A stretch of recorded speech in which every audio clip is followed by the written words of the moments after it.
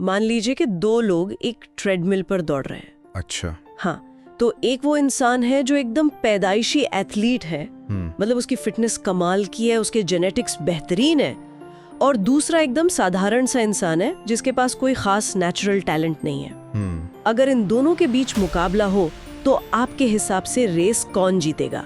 यार जाहिर सी बात है, हमारा दिमाग तो तुरंत ये कहेगा कि वो एथलीट ही जीतेगा, है ना? बिल्कुल, लेकिन मजेदार बात यह है कि विज्ञान कहता है अपना दांव उस एथलीट पर मत लगाइए। अरे हाँ, दांव उस साधारण इंसान पर लगाइए जो या तो उस ट्रेडमिल पर आखिरी तक टिकेगा या फिर दौड़ते दौड़ते अपनी जान दे देगा। वाह, और पता है यही वो मानसिकता है जो इंसानी सफलता के सबसे बड़े भ्रम को चुनौती देती है। सही कहा। मतलब हम एक ऐसे समाज में रहते हैं ना जो उस नेचुरल टैलेंट या जन्मजात प्रतिभा की बहुत पूजा करता है। हाँ, हम किसी मशहूर सिंगर को सुनते हैं या किसी सफल फाउंडर को देखते हैं तो तुरंत कहते हैं कि यार क्या टैलेंट है, मतलब मानो कोई जादुई छड़ी घूम गई हो। बिल्कुल, लेकिन आज की इस गहरी चर्चा में हम इसी टैलेंट वाले भ्रम को तोड़ने वाले हैं। हम उस ताकत को डिकोड करेंगे जिसे ग्रिट कहा जाता है। ग्रिट यानी जुनून और निरंतर प्रयास का ऐसा संगम जो किसी भी टैलेंट को पीछे छोड़ सकता है। बिल्कुल, और इसके लिए हमारे पास मशहूर मनोवैज्ञानिक एंजेला डकवर्थ की दशकों की रिसर्च है। उनके कई इंटरव्यूज हैं। हाँ, और सबसे जरूरी बात, हम सिर्फ एक तरफा बात नहीं करेंगे। हमारे पास उस वैज्ञानिक डेटा का पूरा कच्चा चिट्ठा भी है जो इस ग्रिट की थ्योरी पर गंभीर सवाल खड़े करता है। तो हम समझेंगे कि सफलता का असली मैकेनिज्म क्या है, इसे कैसे बनाया जाता है और कहाँ विज्ञान इस थ्योरी से असहमत है। तो चलिए शुरू करते हैं।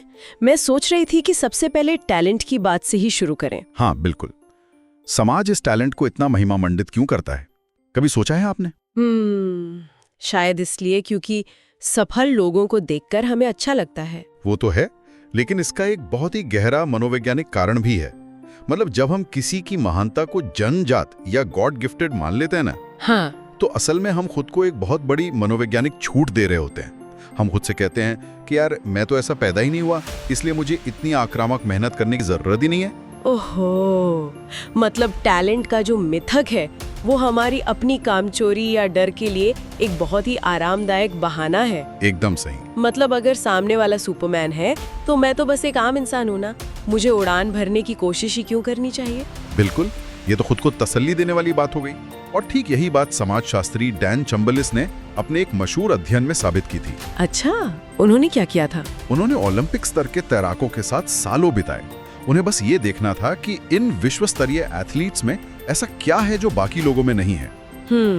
और जो निष्कर्ष उन्होंने निकाला उसे उन्होंने नाम दिया मंडेनिटी ऑफ एक्सीलेंस। मंडेनिटी ऑफ एक्सीलेंस, हाँ, मतलब महानता की नीरसता। हाँ, पर यार महानता और नीरसता ये तो दो बिल्कुल उल्टी शब्द लगते मुझे। यही तो कैच है। चंबलिस ने देखा कि इन ओलंपिक तैराकों के पास कोई जादुई मांसपेशियां या कोई अलग तरह के फेफड़े नहीं थे। तो फिर क्या था? महानता असल में दर्जनों छोटे छोटे साधारण और मैं कहूँगा बेहद बोरिंग कामों को हर दिन लगातार सही तरीके से करने का परिणाम थी। जैसे अपनी कालाई को पानी में उतारते समय ठीक 45 डिग्री के कोण पर मोड़ना। हाँ। और इससे बस एक बार नहीं, हजारों बार करना। बाप रे। हाँ, मतलब कोई भी एक आम इंसान वो एक स्ट्रोक सही कर सकता है। इसमें कोई जादू नहीं है। सही बात है। लेकिन जब उन अनगिनत नीरस और बोरिंग स्टेप्स को सालों तक एक साथ पिरोया जाता है, तब ओलंपिक के मंच पर दुनिया को वो जादुई परफॉर्मेंस दिखाई देती है। तो जिसे हम टैलेंट समझ रहे हैं वो असल में उस अदृश्य बोरियत और पसीने का नतीजा है जिसे हम देखना नहीं चाहते। बिल्कुल। और मुझे लगता है इसी बात को डकवर्थ ने अपने सफलता के समीकरण के जरिए गणित में बदल दिया है। हाँ, वो इक्वेशंस ऑफ अचीवमेंट है ना। हाँ, उन्होंने 2 फॉर्मूले दिए हैं जो ये समझाते हैं कि टैलेंट से आखिर सफलता तक का सफर कैसे तय होता है। और वो फॉर्मूले वाकई आंखें खोलने वाले हैं। पहला समीकरण है टैलेंट गुणा प्रयास बराबर कौशल, यानी talent multiplied by effort is equal to skill. मतलब आपके पास जो भी नेचुरल क्षमता है, जब आप उसमें प्रयास या एफर्ट डालते हैं तब जाकर आप कोई स्किल सीखते हैं। एकदम सही। टैलेंट सिर्फ ये तय करता है कि आप कोई चीज कितनी जल्दी सीखेंगे। लेकिन कहानी यहाँ खत्म नहीं होती ना। दूसरा समीकरण है कौशल गुणा प्रयास बराबर सफलता। हाँ, और यहाँ ध्यान देने वाली बात यह है कि प्रयास या एफर्ट 2 बार आया है। मतलब एफर्ट 2 गुना महत्वपूर्ण है। बिल्कुल। मैं इसे ऐसे देखती हूँ कि मान लीजिए आप एक घर बना रहे हैं। अच्छा। आपका टैलेंट वो जमीन है और घर का वो डिजाइन है जो आपको मिला है। अच्छा। हाँ, अगर डिजाइन अच्छा है मतलब टैलेंट है तो शायद घर थोड़ा जल्दी बन जाए, लेकिन प्रयास वो ईंटें हैं जिनसे घर असल में बनता है। बहुत बढ़िया एनालॉजी है ना? अगर आप ईंट पर ईंट नहीं रखेंगे तो आपके पास सिर्फ एक खाली जमीन और एक कागज का डिजाइन पड़ा रहेगा। आपके पास पोटेंशियल तो होगा लेकिन असल में कोई घर नहीं होगा। एकदम सटीक बात कही आपने। और डकवर्थ ने इस बात को साबित करने के लिए उन जगहों का रुख किया जहां टैलेंट अक्सर दम तोड़ देता है। अच्छा, वो वेस्ट पॉइंट वाली बात कर रहे हैं आप? हाँ, वेस्ट पॉइंट मिलिट्री एकेडमी। वहां एक ट्रेनिंग होती है जिसे बीस्ट बैरक्स कहा जाता है। बीस्ट बैरक्स, नाम ही काफी डरावना है। हाँ, ये 7 हफ्तों की भयानक शारीरिक और मानसिक प्रताड़ना होती है और वहां आने वाले सभी कैडेट्स अपने स्कूलों के टॉपर होते हैं, सबसे फिट होते हैं, सबसे टैलेंटेड होते हैं।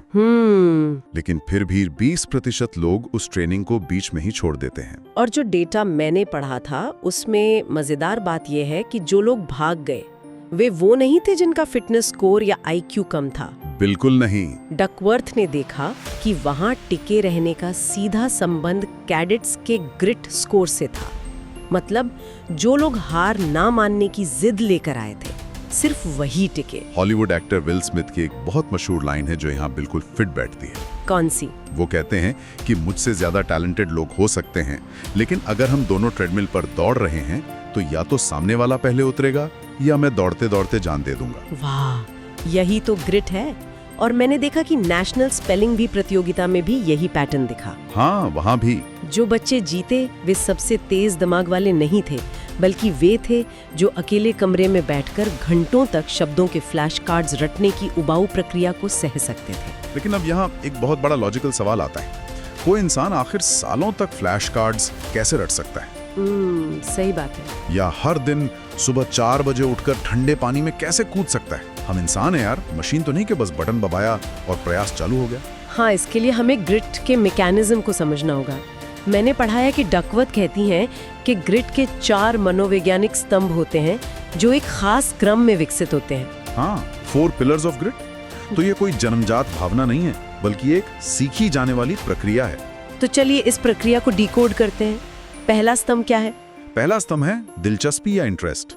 लेकिन ध्यान रहे, ये वो हॉलीवुड वाला पहली नजर का प्यार नहीं है। अच्छा? हाँ, ऐसा नहीं होगा कि आसमान से बिजली चमकेगी और आपको अपना पैशन मिल जाएगा। अरे, तो वो जो हम अक्सर सुनते हैं कि अपना पैशन फॉलो करो, वो क्या आधी अधूरी बात है? बिल्कुल आधी बात है। डकवर्थ की रिसर्च दिखाती है कि ग्रिट वाले लोग सालों तक अलग अलग चीजों के साथ ब्लाइंड डेट पर जाते हैं। ब्लाइंड डेट मतलब बस एक्सप्लोर करते हैं? हाँ, वे एक्सप्लोर करते हैं। शुरुआत में दिलचस्पी सिर्फ एक बहुत ही कमजोर सी जिज्ञासा होती है। आप कुछ आजमाते हैं, वो थोड़ा अच्छा लगता है, फिर आप उसमें थोड़ा और समय बिताते हैं। इसे आजमाना और गहरा करना पड़ता है, रातों रात नहीं मिलती है। समझ गई। और जब वो जिज्ञासा गहरी हो जाती है तब आता है दूसरा स्तंभ यानी अभ्यास, प्रैक्टिस। लेकिन जो डेटा मैंने देखा उसके हिसाब से ये सिर्फ आंख बंद करके गधों की तरह मेहनत करना नहीं है। बिल्कुल नहीं। ये डिलिबरेट प्रैक्टिस यानी सचेत अभ्यास।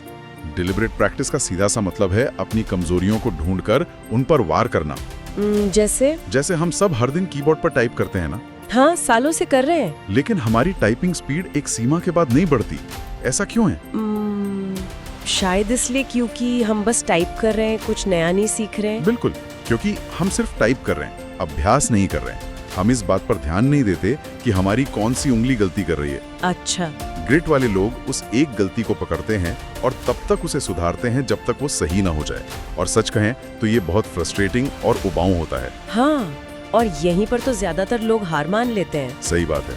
लेकिन जो लोग इस डेलिबरेट प्रैक्टिस के टॉर्चर को पार कर लेते हैं वे तीसरे स्तंभ तक पहुंचते हैं, जो है उद्देश्य या पर्पस। हाँ, और यहाँ एक बहुत ही दिलचस्प शिफ्ट होता है माइंडसेट में। कैसा शिफ्ट? शुरुआत में इंसान अपने लिए काम करता है, खुद की तरक्की के लिए, खुद के शौक के लिए। लेकिन डेटा दिखाता है कि एक लंबे समय तक ग्रिड बनाए रखने के लिए उस काम को दूसरों की भलाई से जुड़ना ही होता है। मतलब अल्ट्रुइज्म या परोपकार। हाँ, क्योंकि इंसान का अपने स्वार्थ के लिए सहने का एक कोटा होता है यार। जब दर्द एक सीमा के पार जाता है तो हमारा दिमाग कहता है छोड़ो यार, क्या ही फायदा। हाँ, मन करता है कि बस गिव अप कर दें। बिल्कुल।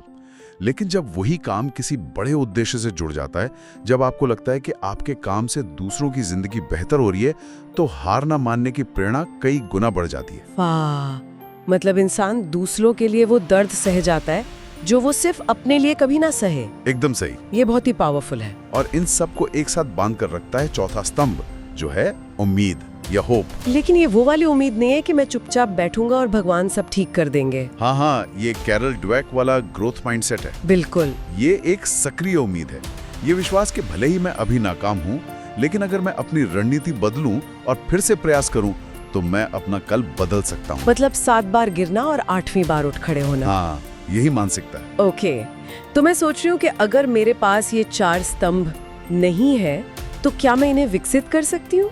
बिल्कुल कर सकते हैं। या मान लीजिए, क्या मैं एक पेरेंट या एक लीडर के तौर पर इसे किसी और के अंदर इंस्टॉल कर सकती हूँ? विज्ञान स्पष्ट रूप से कहता है कि ग्रिट सीखी जा सकती है और पर्यावरण का इस पे बहुत बड़ा प्रभाव होता है। अच्छा।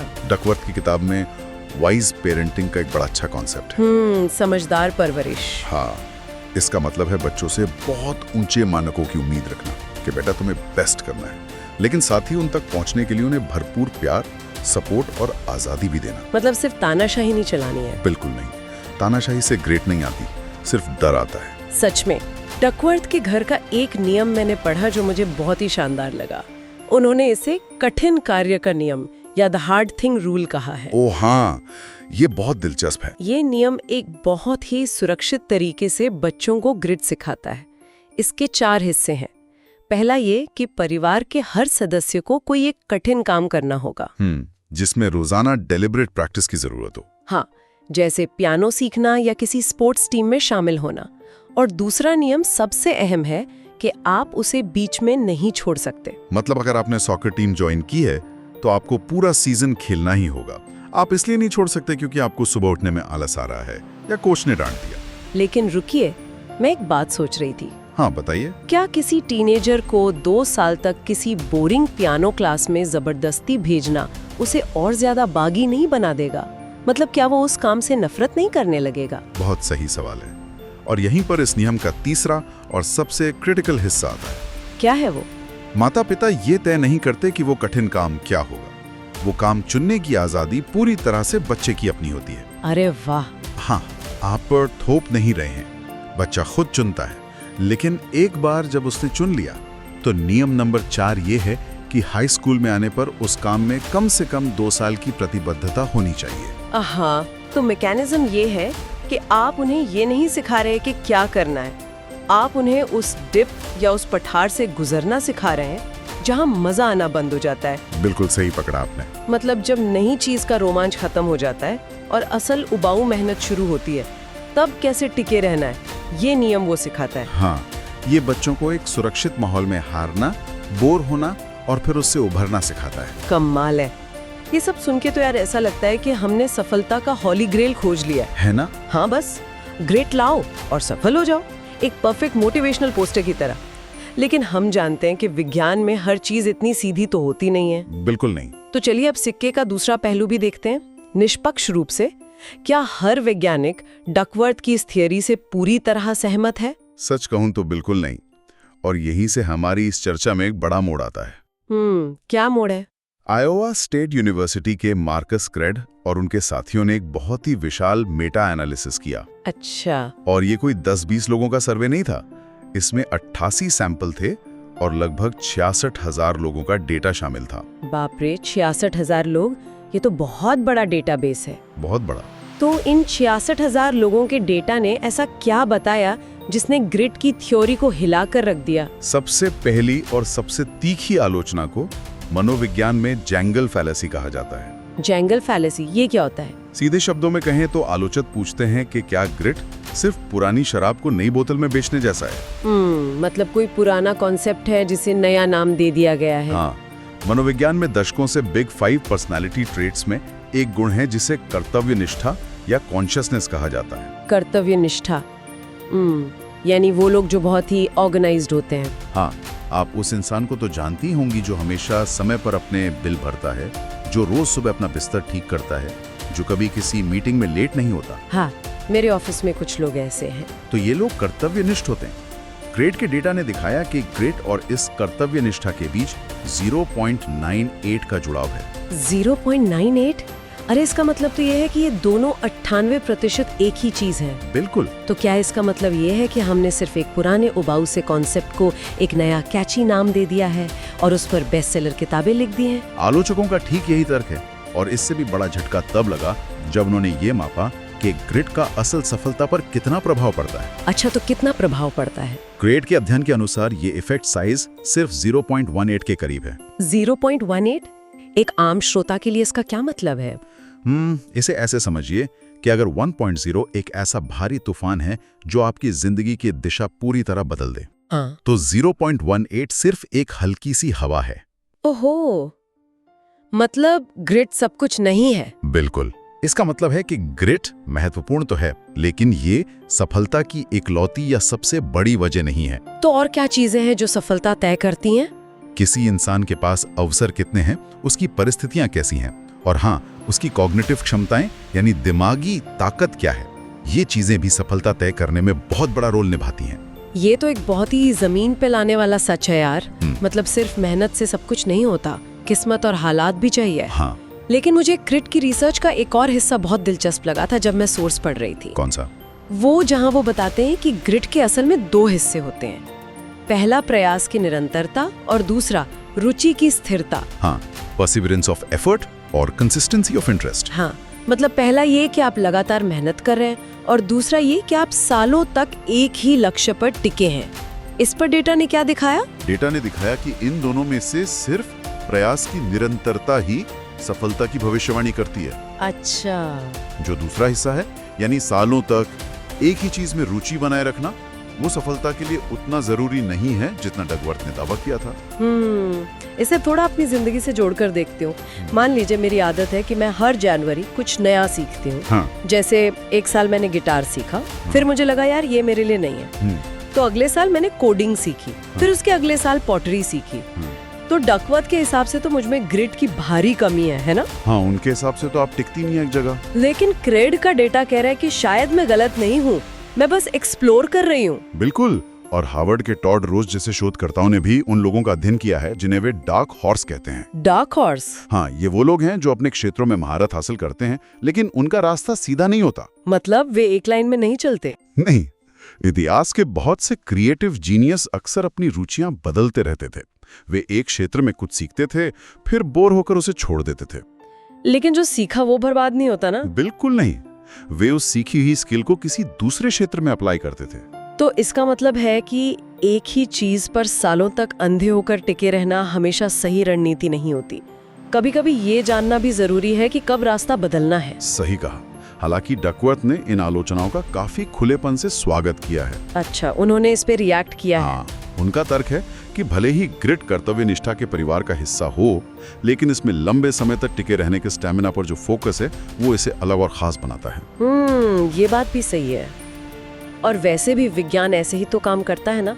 ऐसी स्वस्थ बहस से ही विचार छनकर बाहर आते हैं और परिष्कृत होते हैं। बिल्कुल, यही विज्ञान की खूबसूरती है। तो इस पूरी गहरी चर्चा को अगर हम समेटें तो इसका कुल अर्थ क्या निकला?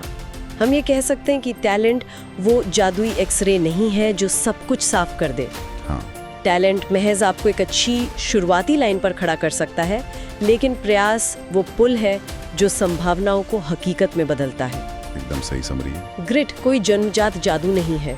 ये दिलचस्पी को गहरा करने, उबाऊ अभ्यास को सहने, दूसरों के लिए कुछ करने की उद्देश्य और एक उम्मीद का ढांचा है जिसे धीरे धीरे बनाया जाता है। और विज्ञान ने हमें इसकी सीमाएं भी बताई हैं कि ये सफलता की इकलौती चाबी नहीं है, और ये भी कि रास्ता बदलना कोई पाप नहीं है। हाँ। और ये बात हमें एक बहुत ही संतुलित नजरिया देती है। एक लक्ष्य के प्रति डटे रहना, असफलताओं के बाद फिर से खड़े होना, ये मानवीय सफलता के सबसे अहम औजारों में से एक हमेशा रहेगा, लेकिन हमें इसे एक अंधे धर्म की तरह नहीं मानना चाहिए। बहुत ही उम्दा बात कही आपने।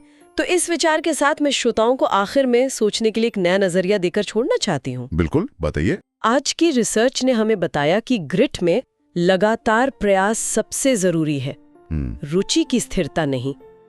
तो सोचिए, क्या हमारा समाज उन लोगों को गलत समझता है जो अपना करियर या अपनी रुचियां बार बार बदलते हैं?